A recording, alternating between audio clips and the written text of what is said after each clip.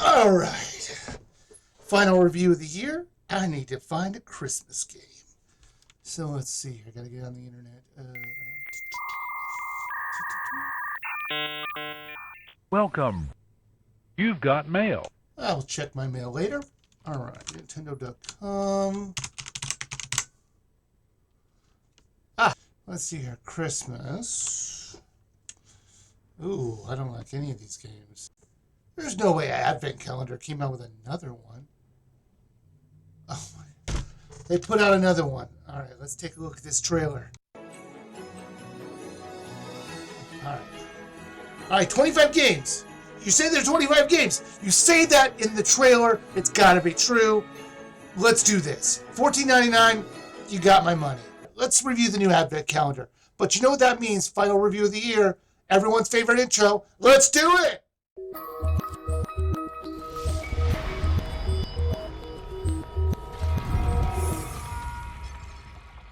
Games Advent Calendar 2024. This is the third one of these games in the series that I have reviewed. It seems like I tend to do one every holiday season. The first one that I reviewed only had 6 games. The next one had 9. And according to the trailer for this game, it will have 25 Christmas-themed games. Only that's not true. It had 17. It's 8 more than last year, but they couldn't quite think of enough to fill them all. But strangely, some of the games from the previous years are missing. So why not use them to pad out a few more games? The first thing you have to do is pick if you want to play all the games at once or day by day like an Advent Calendar. This choice was permanent, so pick carefully. Now, just like last year's edition, you have to spend each day breaking into people's homes. This new town is called Winter Village, which is never referenced, but I'll get into how I figured out the name of this town a little bit later. Now, this town has to have some of the worst property values ever. In order to get around, you have to hop on a train where the tracks are right outside your house. That's gotta be so loud. And this train can't reverse, so if you want to go backwards, you're gonna have to do a whole lap around the town. It was crazy. Now, playing this, I have to say, this is one of the worst things that I played this year. Now, usually I would just talk about the games I liked from best to worst. Honestly, I really didn't like any of them. Some of them were just okay, but most of them were a step down from the previous version. I will say that the Bubble Pop clone, the Bejeweled clone, and Pong were the only decent ones here. I do think Pong, though, was kind of dull, but it didn't have the glaring problems of the other games. Now, before I get into the actual games themselves,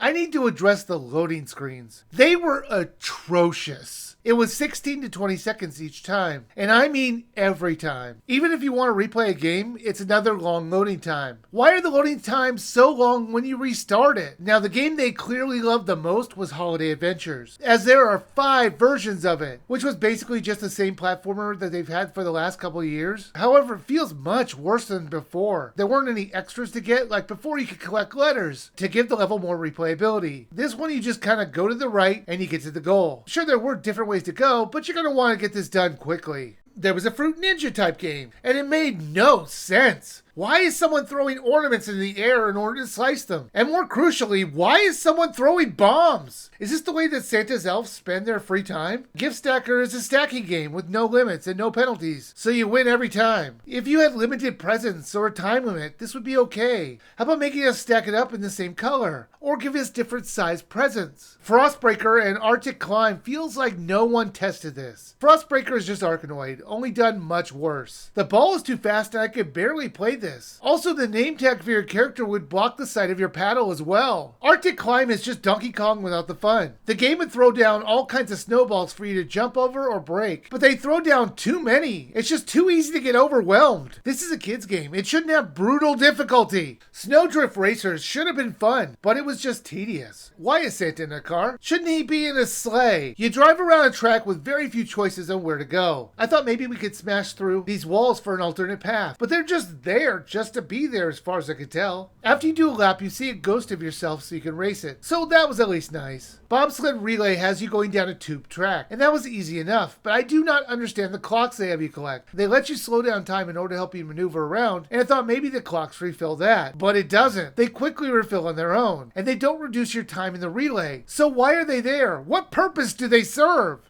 Tetris Mix was just Tetris, only controlled worse. You use the A button to drop the pieces, and then use the shoulder buttons to rotate them. And it was a little weird. I thought until almost the end of me playing this, that they got rid of the line pieces, only to show up as I was just ending the match. Why did they make the line pieces so rare? Well, I did on last year's visuals of the same game, I actually think this is a downgrade visually. While I like the grid on the screen being more seen, the Christmas theme was better last year, as it looks way more generic this time. Polar Cross was Frogger, only you die randomly, and you can become a ghost to help you get a little bit further. The hitboxes on the floating platformers were not great, and I died quite a few times on jumps that I should have made it. There were a couple of shooters where they have you throwing snowballs and icicles. They were boring and repetitive. If they let you interact with the environment, it might have been better. Like for example, why are there fireworks in this scene if I can't do anything with them? There was also the Endless Runners. One was called Frost Runner, which was a 3D version of it, and a 2D version called Gift Rush. They controlled fine, but there wasn't anything that you want to come back to play. The last one was Arctic Circle Skater, which was unplayable. They have you controlling your skater using rhythm and the L and R button. It didn't make any sense, and I could never do it consistently. I basically couldn't get this game to work at all. There were all kinds of bugs that I ran into. There were times when the game would freeze for a second or two and then would keep going, and once it locked up completely. The oddest part was that I was able to move around as a ghost, and my username said I was player name and had an icon I wasn't able to choose. Now I did notice that I was able to control the camera when I first entered the town, and then it locked in place and I was never able to do it again. But when I used my second username to try out that daily wait option, I went to see if I could control the camera again, if I didn't leave that screen, and I could! I could look around the world from that point. I was going to move on when I noticed if I pushed backward, it would slowly move backwards. I kept doing that and I was able to break out of the area that I was in. I even found this sign. I don't know if it shows up anywhere else, but that's how I know it's called Winter Village. I was able to take the camera upwards and I could see the village in all of its generic glory. When I pressed the button to continue the game, it went back to somewhat normal. I was able to pick the games and move on the track, but when the train was going to each of the homes, the camera would go a little bit nuts, then lock in on the home when it needed to. This title really did like me controlling the camera like it did. Exiting the game and restarting fixed this issue. Now you can play with multiple people, but the way it does it is that you play the game, then loading screen, then the other person can play. Games Advent Calendar 2024 wasn't very good. It was somehow a step down from last year's edition. It's great that they added in more games, but they were often shallow, boring, and strangely at times too difficult. Again, these are for kids. Now normally this is $14.99, and I would just skip it. If you're looking for a fun Christmas themed game for kids on the Switch, keep looking. And please skip that Grinch game as well if you see it. There just isn't anything here worth your family's time, so I would just skip it. Well, that's my final review of the year. Up next are my top 10 lists. Starting off with my top 10 worst games that I reviewed this year list. I have a feeling this game might show up. Thank you for watching and have a happy holidays. Goodbye.